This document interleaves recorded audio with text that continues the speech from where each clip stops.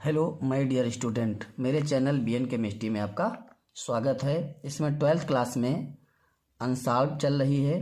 Unsolved का पहला set का पहला लेक्चर हुआ है 2024 का। सेट था पहला जीए।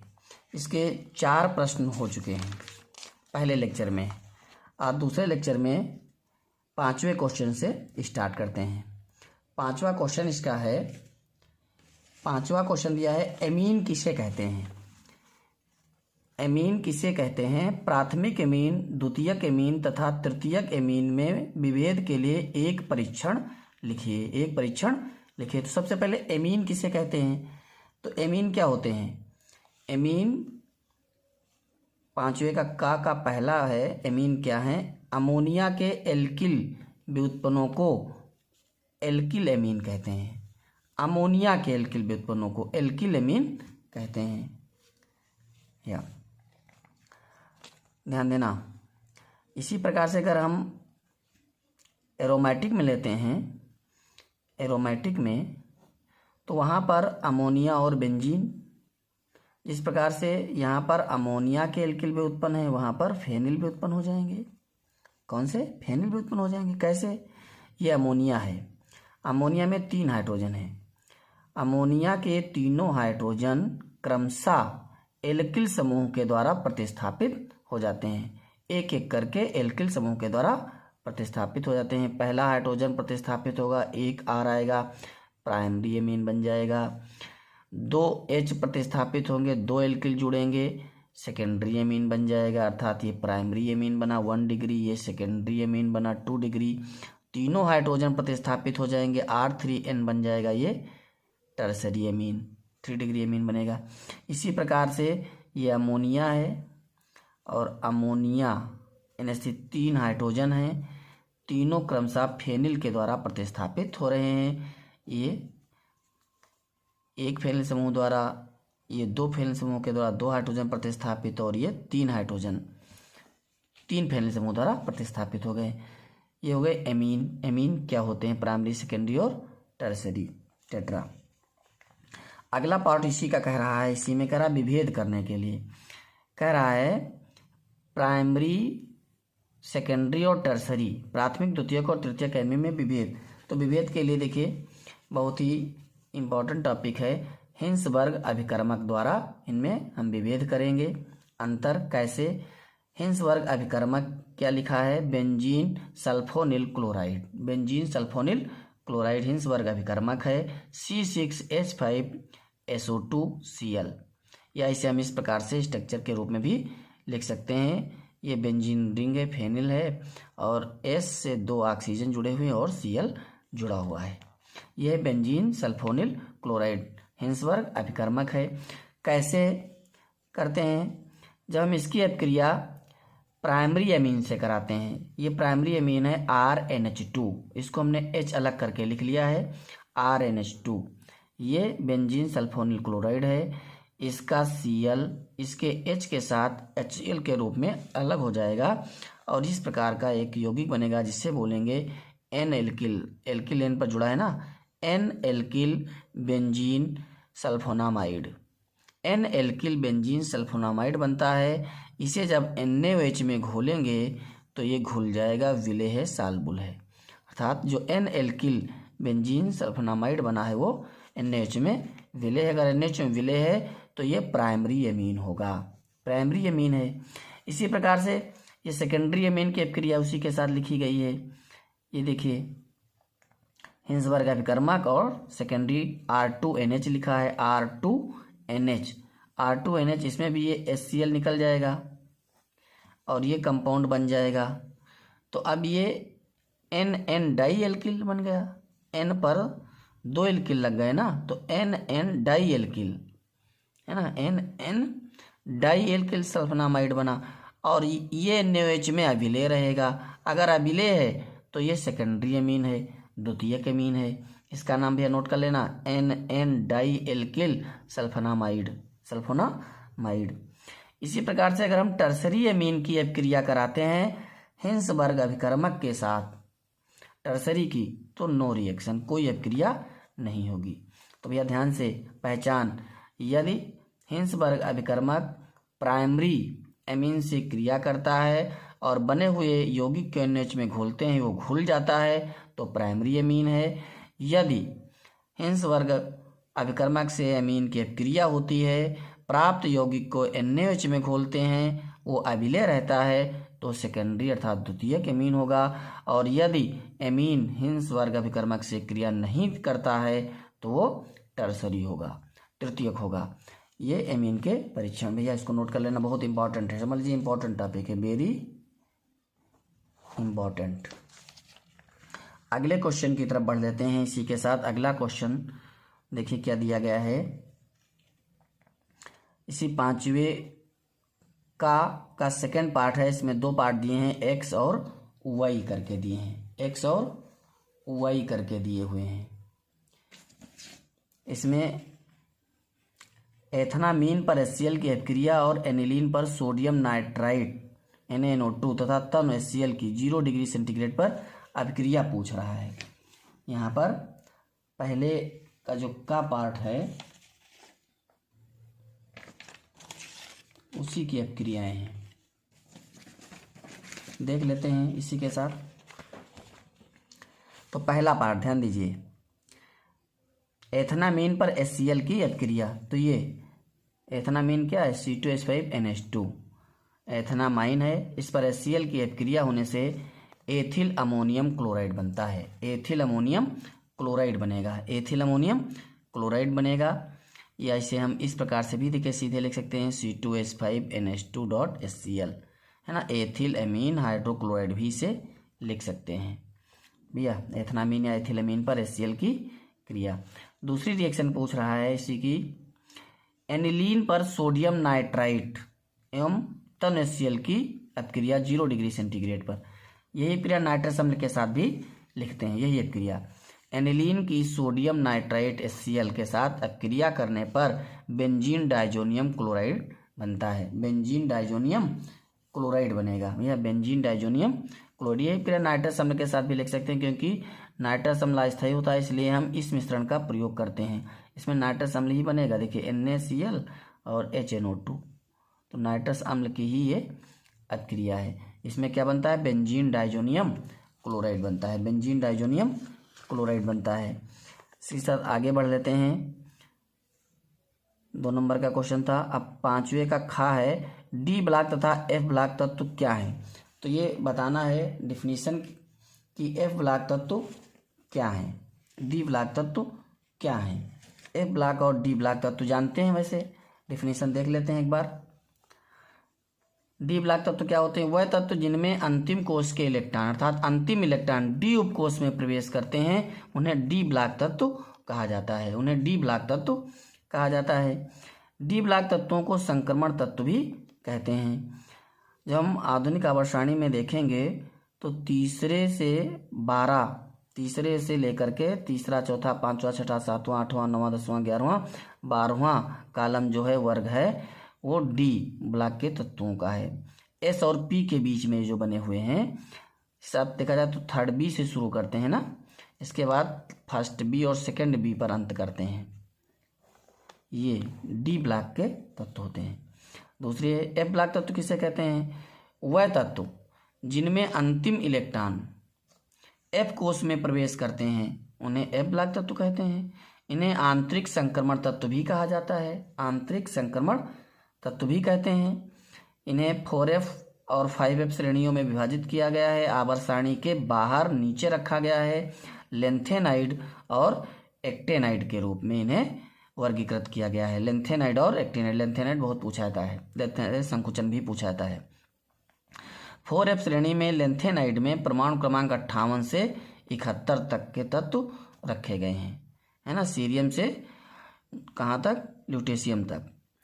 इसी प्रकार 5F श्रेणी में एक्टिनाइड में थोरियम से लॉरेंसियम तक रखेंगे, परमाणु क्रमांक 90 से 103 तक, 90 थोरियम का है और 103 है लॉरेंसियम का, यहाँ तक रखे गए एफ ब्लॉक तत्व। ये डिफिनीशन हो जाएगी एफ ब्लॉक और डी ब्लॉक तत्वों की।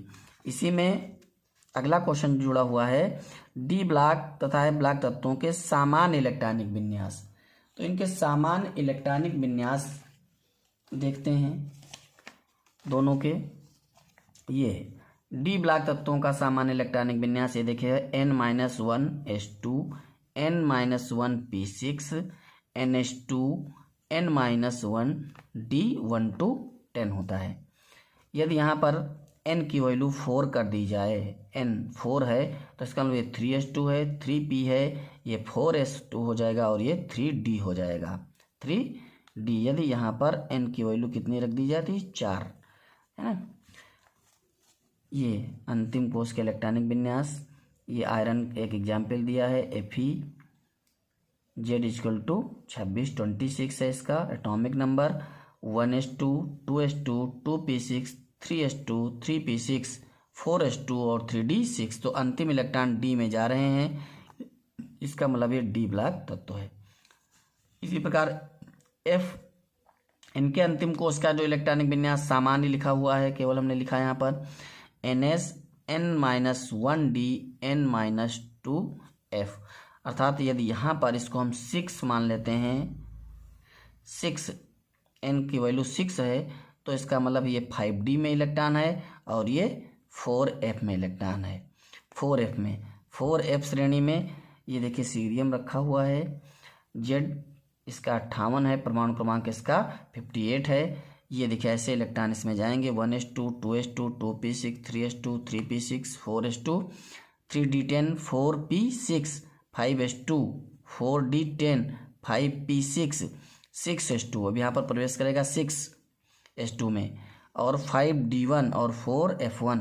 यहाँ पर देखिए एक इलेक्ट्रॉन 5d1 में जाएगा, इसके पश्चात F भरना शुरू होगा और F अब भरता रहेगा। अब अंतिम तक F में इलेक्ट्रॉन भरेंगे। 4F जब कंप्लीट हो जाएगा तब इलेक्ट्रॉन अगले उपकोष में प्रवेश करेगा।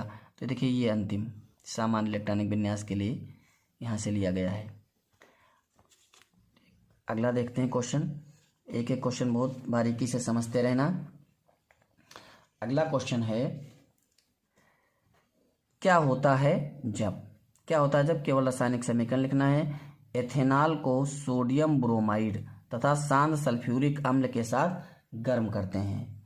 ये पांचवें का गा का पहला पार्ट है एथेनॉल, एथिल एल्कोहल, और दूसरा भी देख लेते हैं।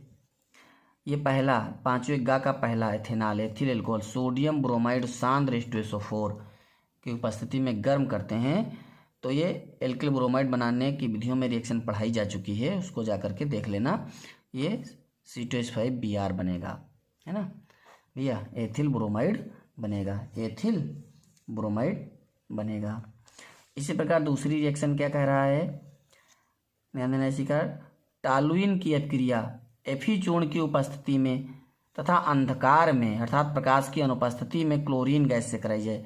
यदि क्लोरीन गैस प्रवाहित कर दी जाए अंधकार में या प्रकाश की अनुपस्थिति में टॉलुइन में, तो ये देखिए टॉलुइन में क्लोरीन प्रवाहित करते हैं Fe चूर्ण की उपस्थिति में प्रकाश की अनुपस्थिति में गर्म करते हैं, क्या प्राप्त होगा, आर्थो और पैरा उत्पाद टॉलुइन के प्राप्त होंगे। ये जानते हैं, इसके पहले पढ़ाया जा चुका है कि यदि टॉलुइन अर्थात CH3 बेंजीन रिंग पर उपस्थित है तो आने वाले समूहों को कहाँ जोड़ेगी, आर्थो और पैरा पर जोड़ेगी।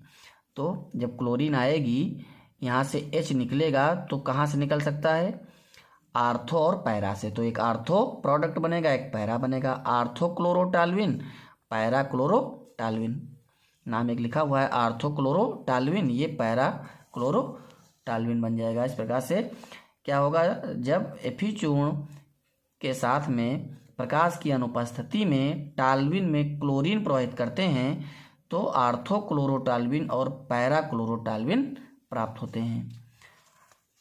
अगली रिएक्शन भी देख लेते हैं। पांचवें गा की तीसरी रिएक्शन है बेंजीन डाइजोनियम क्लोराइड की जल से अभिक्रिया पढ़ाई जा चुकी है रिएक्शन है भी फिनॉल बनाने में जब पढ़ा रहे थे भैया, ध्यान दीजिए। ये बेंजीन डाइजोनियम क्लोराइड है N2Cl, इसकी जल के साथ अभिक्रिया 30 डिग्री सेंटीग्रेड पर, अर्थात 30 डिग्री सेंटीग्रेड पर जब बेंजीन डाइजोनियम क्लोराइड पर जलवाष्प वो पर लिखा हुआ है V जलवाष्प प्रवाहित करते हैं तो फिनॉल बनेगा। क्या बनेगा, फिनॉल बनता है, N2 प्लस HCl अलग हो जाएगा, ये N2 HCl अलग हो जाएंगे, ये फिनॉल प्राप्त होता है। 5 की चौथी रिएक्शन है 2 ब्रोमो पेंटेन को एल्कोहलिक केवेज के साथ गर्म किया जाता है। इस रिएक्शन को भी पढ़ाया गया, इसकी भी मैकेनिज्म बता चुके हैं, क्रियाविधि बता चुके हैं, या इनको देखते रहना पीछे वाले वीडियो को, क्योंकि बार बार उसको रिपीट नहीं करेंगे, लेकिन रिएक्शन देख लीजिए। CH3 CH2 CH2 CH CH3 CH पर ये ब्रोमीन लगा हुआ है, तभी देखिए 1 2 3 4 5 5 कार्बन है मेन चेन में, तो पेंटेन हुआ। 2 पर ब्रोमो है तो हो गया 2 ब्रोमो पेंटेन। क्या हो गया भैया, ये देख रहे हैं 2 ब्रोमो पेंटेन हो गया, 2 ब्रोमो पेंटेन। निराकरण अपक्रिया है एल्कोहलिक केवेज, ये एल्कोहल के साथ में ALC लिखा हुआ है, एल्कोहलिक केवेज लिखा हुआ है, माइनस HBr। अब यहाँ पर सेटजेप थ्योरी लग जाएगी। सेटजेप थ्योरी क्या कहती है कि जब एल्कोहलिक केवेज की उपस्थिति में अपक्रिया कराई जाती है ब्रोमो एल्केन की या हेलो एल्केन की, तो जिस कार्बन से ब्रोमीन मुक्त होता है निकलता है, उसके निकटवर्ती उस कार्बन से H निकलेगा जिस पर H कम है। तो अब इसमें से ब्रोमीन निकल रहा है, अब इस पे 2 कार्बन लगे हैं, एक इधर कार्बन लगा है, एक इधर लगा हुआ है। इस कार्बन पर 3 हाइड्रोजन है, इस कार्बन पर 2 हाइड्रोजन है, तो कौन सा हाइड्रोजन निकलेगा, जिधर कम है, इधर 3 है तो नहीं निकलेंगे, इधर 2 है तो इधर से हाइड्रोजन निकलेगा, इधर से हाइड्रोजन निकल जाएगा और यहाँ पर डबल बॉन्ड आ जाएगा, ये एल्कीन बन जाएगी। ये देखिए CH3 CH2 CH double bond CH CH3, यहाँ पर इस वाले कार्बन से, यही सेटजेप नियम है ना। तो जब ब्रोमीन इस कार्बन से मुक्त हो रही है तो H वहाँ से निकलेगा जहाँ पर H कम है, तो दोनों तरफ देख लेते हैं, H यहाँ कम है तो H यहाँ से निकाल कर डबल बॉन्ड लगा देंगे, एल्कीन बन जाएगी। जब हेलो एल्केन किससे क्रिया करते हैं, एल्कोहलिक केवेज से करते हैं, एल्कोहलिक NaOH से करते हैं, केवेज से करते हैं, तो एल्कीन बनते हैं। और इस प्रकार से एल्कीन बनेंगे। भैया ध्यान देना, रटना नहीं है, ध्यान देना कि किस प्रकार से कहाँ से हम H निकालेंगे और डबल बॉन्ड लगाएंगे। इसी अगला क्वेश्चन देख लेते हैं, ये 5वें का घ है। वाष्प दाब में अवनमन संबंधी राउल्ट का नियम लिखना है, और न्यूमेरिकल दिया है 293 केल्विन ताप पर शुद्ध जल का वाष्प दाब 17.535 mmHg है। तो 293 केल्विन ताप पर 450 ग्राम जल में 25 ग्राम ग्लूकोज घोलने पर विलयन के वाष्प दाब की गणना करनी है, विलयन का वाष्प दाब निकालना है। 25 ग्राम ग्लूकोज को घोला गया, अर्थात जो ग्लूकोज है वो विलेय है, और जल में घोला गया है तो जल यहाँ पर विलायक है, तो इस न्यूमेरिकल को भैया देख लेते हैं, बहुत ही इंपॉर्टेंट न्यूमेरिकल है। और तो वाष्प दाब संबंधी पहले बात, एक तो डिफिनीशन एक लाइन की केवल लिख रहे हैं। राउल्ट का नियम क्या है कि वाष्प दाब का आपेक्षिक अवनमन विलेय के मोल प्रभाज के बराबर है, विलेय के मोल प्रभाज के बराबर है। क्या, वाष्प दाब का आपेक्षिक अवनमन, तो ये वाष्प दाब का आपेक्षिक अवनमन P0 minus PS upon PS is equal to, ये मोल प्रभाज हो गया विलेय का, क्या है, विलेय का भार गुणे विलायक का अणुभार अपॉन विलेय का अणुभार गुणे विलायक का भार। ये विलेय का स्मॉल w, यहाँ पर देखिए सिंबल लिखे हुए हैं, P0 विलायक का वाष्प दाब है, PS विलयन का वाष्प दाब है, स्मॉल w विलेय का भार है, स्मॉल m विलेय का अणुभार है, कैपिटल W विलायक का भार है, कैपिटल M विलायक का अणुभार है। ठीक है, सिंबल दे दिए गए हैं। अब हम बात करते हैं न्यूमेरिकल में। न्यूमेरिकल में देखिए क्या दिया हुआ है, P0 अर्थात विलायक का वाष्प दाब दिया है, ध्यान दीजिए, देखिए शुद्ध जल का वाष्प दाब, तो जल विलायक है ना, तो विलायक का वाष्प दाब इतना है, देखिए ये लिखा विलायक का वाष्प दाब, विलेय का भार, विलेय मतलब जो घोला गया, किसे, 25 ग्राम ग्लूकोज को घोला गया है तो 25 ग्राम है, और ग्लूकोज का अणुभार 180 होगा, ग्लूकोज का फार्मूला जानते हैं, है ना भैया, C6H12O6, तो उससे अणुभार निकाल लेंगे, 180 होगा। विलायक का भार दिया है 450 ग्राम और उसका अणुभार 18, जल है विलायक के रूप में तो अणुभार 18 है। पी एस अर्थात विलयन का वाष्पदाब निकालना है, विलयन के वाष्पदाब की गणना करनी है। तो फार्मूला लगा देंगे P not minus P S upon P S. वैसे जो फार्मूला लिखा मिलता है P not minus P S upon P not लिखा रहता है, लेकिन उससे एग्जैक्ट आंसर नहीं आता है। कंपटीशन में जितने भी क्वेश्चन हल करेंगे इसी न्यूमेरिकल से हल करेंगे, इसी फार्मूले से हल करेंगे। P not minus P S upon P S is equal to small डब्लू गुणे capital M upon small m गुणे कैपिटल डब्लू। सिंबल ऊपर दिए गए हैं, क्या क्या दिया हुआ है सब वैल्यू रख लेते हैं। देखें 17.535 minus P S upon P S बराबर 25 गुणे 18 अपॉन 180 गुणे 450। इसको काट दिया गया, 18 धाम 180 कट कर दिया गया है। ठीक, ये काटने के बाद तनु विलयन के लिए हमने लिख दिया formula 17.57 upon P S minus 1। तनु विलयन के लिए बराबर बचा 25 अपॉन 450 गुणे 10 4500।